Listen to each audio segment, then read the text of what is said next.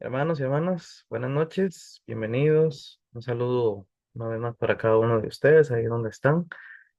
Muy grato pues compartir con ustedes, seguir en este espacio que dedicamos para el estudio de la escritura y bueno, para profundizar en esta carta de Pedro que pues me parece, ¿verdad? Considero que es bastante eh, edificante, motivador, consolador el mensaje que vemos porque bueno, como hablábamos ayer, ¿verdad? Ubicándonos en el contexto en el que estamos, pues el sufrimiento y las dificultades son del día a día, ¿verdad? Es una realidad que cada uno de nosotros pues afronta en el transcurrir del día y pues es bueno siempre tener presente lo que se nos ha dado, claro, por la gracia de Dios que nos ha dado ejemplo en Jesús, ¿verdad?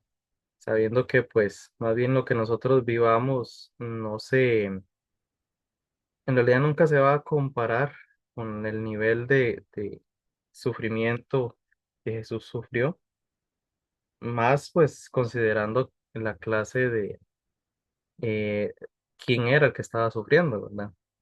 A un final de cuentas nosotros pues por más que este mundo nos fomente a creer que no merecemos el sufrimiento, pero en cierto sentido pues tenemos que aceptar que es parte de las consecuencias de vivir en un mundo que no está en el ideal. Y nosotros mismos, pues tampoco estamos en el ideal, no estamos em, de acuerdo con lo que Dios quería que fuéramos. Y pues para nosotros es normal, por decirlo así.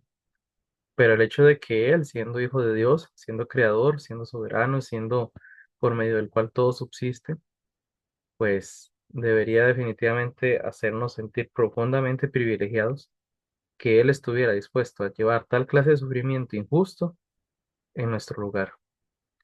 Así que, pues bueno, en ese aspecto es que estamos reflexionando en este capítulo 4 versículo 1 que empezamos a analizar el día de ayer. Y ayer, pues, empezamos a analizar la primera frase ahí del versículo 1 cuando nos dice la base, ¿verdad? Lo que hemos dicho, así como Pablo utilizaba la frase por las misericordias de Dios. Pedro aquí utiliza otra forma de decir, digamos que lo mismo, puesto que Cristo padeció por nosotros, llevando nuestros pecados. Entonces, basados en ese acto de redención, de salvación y reconciliación, lo mínimo que se espera de nosotros es que estemos motivados a tener una misma actitud que Él. Ayer hablábamos de una actitud, la misma actitud en cuanto al sufrimiento, porque pues recordamos que en cuanto al sufrimiento, Jesús vivió algo muy diferente había un propósito diferente, ¿verdad? El sufrimiento de él era un sufrimiento vicario, o sea, como dice ahí, él estaba sufriendo en su carne por nuestros pecados, ha padecido por nosotros en la carne. Entonces, eh, podría ser una forma de ver esto, como dice Pedro, podría ser que nosotros entendamos que el vivir en la carne implica sufrimiento a causa del pecado. Ayer hablábamos de que ese es el punto fundamental, entender que terrenalmente nunca vamos a encontrar ni plenitud, ni satisfacción, ni realización. Y el hecho de que Jesús sufriera en la carne, pues justamente evidenció eso. También el hecho de que Él sufriera lo mismo que nosotros. Entonces, ante el sufrimiento, ante las dificultades, incluso las tentaciones, pues nosotros hemos de tener la misma actitud que Él tuvo.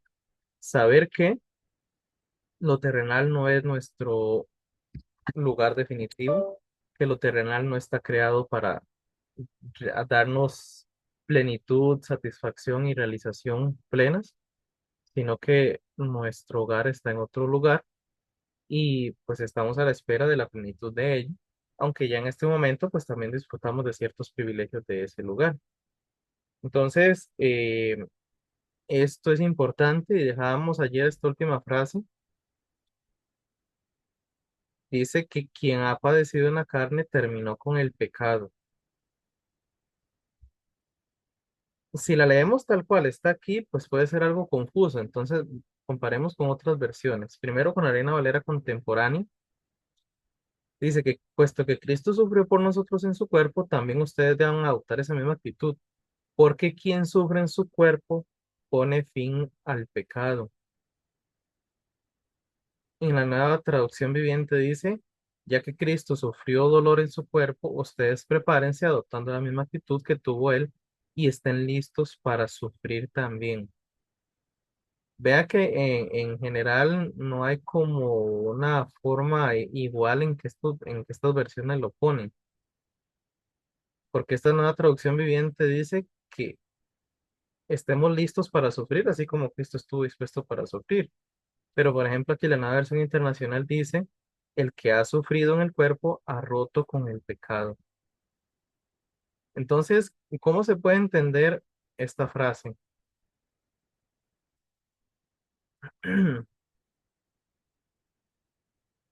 Eh, dice, primero, teniendo presente lo que estábamos hablando, ayer hablábamos de que el sufrimiento tiene propósito, ¿verdad? Para nosotros. Y uno de los propósitos, digamos, pongámoslo en este orden. Jesús sufrió en la carne para romper con la esclavitud del pecado y de la muerte, en la cual están todos aquellos que no han recibido su redención, ¿verdad? O sea, el sufrimiento implicó rompimiento con el pecado. Decíamos ayer que si lo vemos desde el contexto de nuestros días, el más bien, el evitar el sufrimiento, que es lo que se fomenta, ¿verdad? Evitar el sufrimiento tiene que ver con más bien satisfacer el pecado. Porque si ponemos atención, la clase de vida que fomenta el pecado es una en la que se evita el sufrimiento y que se fomenta todo lo que la carne y el cuerpo deseen, ¿verdad? Satisfacer los deseos, la, todo lo que venga a la mente, todo lo que entra, como dice Juan, la vanagloria de la vida, los deseos de los ojos, los deseos de la carne, es el extremo opuesto del sufrimiento. Entonces, de Jesús en la cruz entendemos que el sufrimiento tiene que ver con romper con el pecado.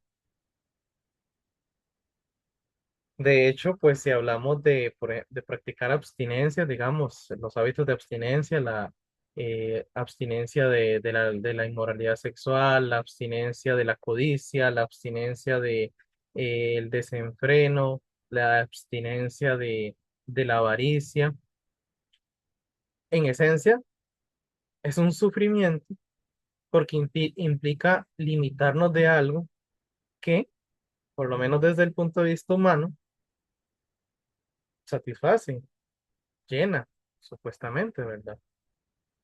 Entonces, abstenerse implica sufrir, o sea que la carne sufre. ¿Por qué sentido? Carne desde el punto de vista de nuestra naturaleza terrenal, ¿verdad? Este cuerpo físico terrenal que está afectado por el pecado.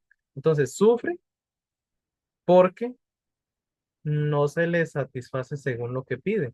Por supuesto, esta naturaleza carnal que tenemos está afectada por el pecado. Entonces el pecado es el que nos enseña y esto pues es un tema como un poquito más aparte, pero hay que mencionar un poco. Ahí en Romanos 7 cuando Pablo habla de la ley y de la carne. En realidad la carne no desearía el pecado si no conociera la maldad, la corrupción. Por decirlo así, nuestra carne está engañada y ha llegado a creer que darse rienda suelta a satisfacer lo que viene en gana y lo que ofrece el mundo, es satisfacción, es plenitud, y todo lo que sea evitarlo más bien es sufrimiento. Entonces, eso explica por qué, aunque incluso nosotros estamos ya en Cristo, pero todavía nuestra naturaleza carnal, pues cree, tiene momentos en los que cree que tiene que acudir a lo carnal, porque todavía sigue engañado. Entonces, eso para empezar.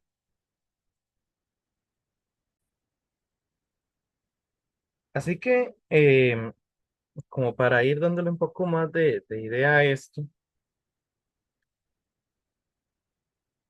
el sufrimiento está ligado con mm, romper el poder del pecado, basándonos en el modelo de Jesús. Jesús al morir en la cruz, llevando el más grande de los sufrimientos, pues él rompió con el poder del pecado, acabó, lo derrotó en la cruz y entonces, por medio de su muerte en carne, un cuerpo como el de nosotros, acabó con el poder del pecado sobre nosotros y sobre todos los que sigan creyendo en él como Salvador. Les decía que esta naturaleza carnal todavía sigue engañada porque sigue creyendo que está bajo la potestad del pecado. ¿Qué es lo que nos corresponde a nosotros? Aceptar el hecho de que ya por medio de Cristo el pecado ha terminado con nosotros, o más bien nosotros no tenemos nada que ver con el pecado. Eh, Creo que para ilustrarlo mejor vamos a ir a Romanos 6. Ya antes lo hemos mencionado, aunque en otros contextos. Dice el versículo 12, Romanos 6:12. Voy a leerlo en la Reina Valera contemporánea. Dice, por lo tanto, no permitan ustedes que el pecado reine en su cuerpo mortal, ni lo obedezcan en sus malos deseos. No, tampoco presenten sus miembros al pecado como instrumentos de iniquidad, sino presenten en ustedes mismos como vivos de entre los muertos. En el 14, el pecado ya no tendrá poder sobre ustedes, pues ya no están bajo la ley, sino bajo la gracia. Este versículo 14 en especial es, si lo que he tratado como de explicar hasta ahora no se ha entendido muy bien, creo que este versículo 14 lo ilustra mucho mejor. Ya nosotros estamos fuera de por decirlo así, del alcance del pecado, porque donde gobierna el pecado es en este mundo dominado por Satanás. Pero como nosotros ya no pertenecemos a este mundo porque morimos a él y ya ahora pertenecemos a un reino superior, a un reino celestial, entonces el pecado ya no tiene poder sobre nosotros. Ya no estamos bajo la ley, o sea, ya no estamos dependiendo de nuestros propios términos, de nuestras propias capacidades, sino que ahora estamos bajo la gracia, porque fue la gracia de Dios la que nos trasladó al reino celestial. Y el pecado solo tiene poder allá donde eh, sigue teniendo potestad y sobre aquellos que tienen potestad, que siguen entregándole esa potestad. Esa es la realidad, ¿verdad? Ese es lo que significa haber sido santificados, o sea, sido hechos aparte de este mundo y trasladados al reino celestial. ¿Qué es lo que pasa?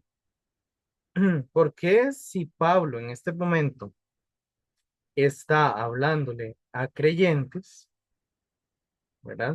Está hablándole a los creyentes romanos? ¿Por qué él tiene que decirles esto? Porque tiene que recordarles algo que se supone que saben. Bueno, porque así como nosotros, ellos posiblemente vivían con el mismo peligro, por decirlo así. ¿De qué? De olvidar esa verdad. Porque, como decía antes, resulta que nosotros posicionalmente ya no pertenecemos a este mundo, pero seguimos estando físicamente en este mundo. Seguimos estando en un cuerpo que en mayor o menor grado se acostumbró al pecado.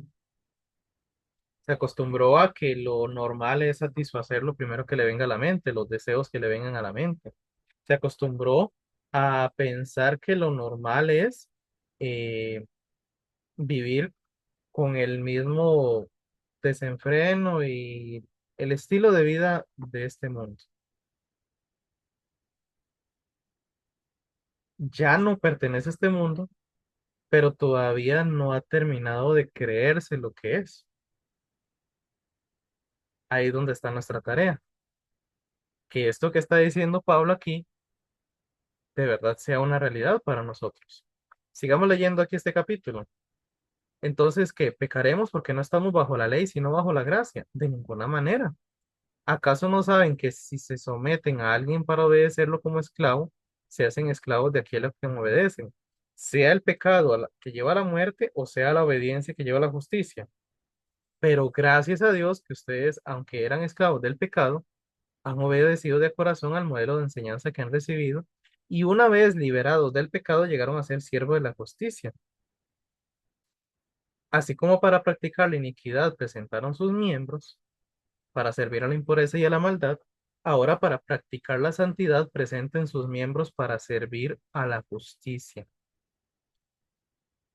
Entonces, ahí está muy claro Pablo diciéndolo. Ya es una realidad. Nosotros ya no somos esclavos del pecado, porque por medio de la muerte de Cristo en la cruz a nuestro favor, nos ha liberado. Ya no estamos bajo esa potestad. Sin embargo, no significa que sigamos siendo tentados día con día a dejarnos llevar por esa tendencia. Yo lo veo como el hábito de pecado o la costumbre de pecado, no la esclavitud del pecado, sino la costumbre del pecado. Entonces, bueno, creo que eso de esa forma de que nos lo dice Pablo aquí, pues clarifica mucho, sobre todo porque, bueno, ahora volviendo a la primera de Pedro, eh, pues efectivamente Pedro lo dice muy corto, ¿verdad? Quien sufre en su cuerpo pone fin al pecado. En la Reina Valera original, habíamos leído así también, es una frase bastante corta. Quien ha padecido en la carne terminó con el pecado. Importante notar, vean que dice el verbo, digamos, el tiempo en el que está este verbo, porque dice terminó con el pecado. O sea, ya es una acción final, ya es una acción que quedó en que fue finalizada antes. Entonces, lo que les decía, ¿verdad? No es que nosotros tenemos que derrotar al pecado, porque ni siquiera tenemos la capacidad, ¿verdad? No es que algún día vamos a llegar a recibir esa victoria sobre el pecado. No, es que ya hemos sido hechos libres del pecado. Por medio del sufrimiento de Cristo, ya nosotros somos libres del pecado. ¿Qué es lo que nos corresponde a nosotros? Bueno, ya aquí lo veníamos hablando y lo había dicho Pedro más bien, tener la misma actitud que Jesús, ver el sufrimiento, o sea, el abstenerse, el apartarse, el no ceder a la tentación, verlo como la forma en la cual actuamos en acorde a lo que ya somos, que ya estamos libres del pecado en Cristo. De ver que el sufrimiento en realidad no es simplemente que me están limitando lo que yo deseo, que me están restringiendo, no, es que más bien ese restringir, por decirlo así, tiene un propósito y es para nuestro beneficio, ¿ok? Entender esta parte va a ser importante para poder entonces comprender lo que sigue, los versículos 2 al 4. 2 en adelante. Pero antes de ello voy a retomar algunas ideas de este comentario de MacArthur.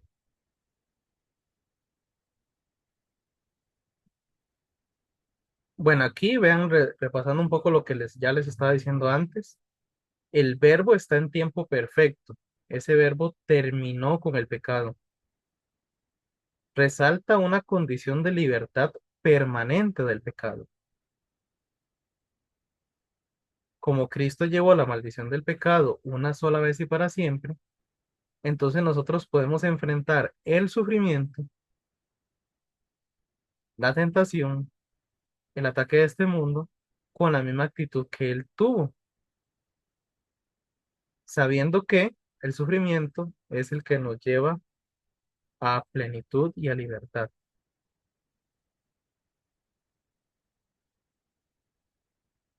Dice aquí también, Jesús enfrentó voluntariamente la muerte por el gozo puesto delante de Él, citando de Hebreos 12:2. ¿Por qué? Porque Él sabía que en su muerte conquistaría el pecado y ese gozo fue tal que compensó cualquier sufrimiento que podía soportar en este mundo. Ahora, volviendo al tema original de este capítulo y bueno, de la carta de Pedro, lo peor que le puede ocurrir a un creyente que padece injustamente es la muerte. Y en realidad eso es lo mejor que le puede suceder porque significa el final definitivo y eterno del pecado. O sea, que ya cuando nosotros incluso tal vez en nuestro contexto aquí occidental no nos vaya a pasar, quizás, pero sobre todo para ese primer siglo, posiblemente muchos creyentes, el vivir por la fe en Cristo iba a implicar hasta la muerte. Pero ya la muerte para los creyentes no tiene el significado que este mundo tiene. Ayer hablábamos, ¿verdad? Que la muerte para este mundo es derrota. Para nosotros es participar de la victoria ya de forma definitiva que Jesús tuvo en la cruz. Entonces, ¿qué estamos diciendo aquí? Bueno, que ya la victoria sobre el pecado fue lograda por nuestro Señor Jesús, ¿verdad? Ya nosotros somos completamente libres porque Él lo logró en la cruz. Ahora, nosotros necesitamos participar de lo mismo que Él participó de el sufrimiento, de la limitación, quizás porque como decíamos ayer, Él fue tentado en todo. El ser tentado significaba que había la posibilidad de pecar, pero Él renunció a ello. Entonces, tener la misma actitud implica eso, renunciar también al pecado porque ya pertenecemos a algo superior a ello, ya tenemos recursos ilimitados superiores que jamás el pecado y la corrupción de este mundo van a poder proveer.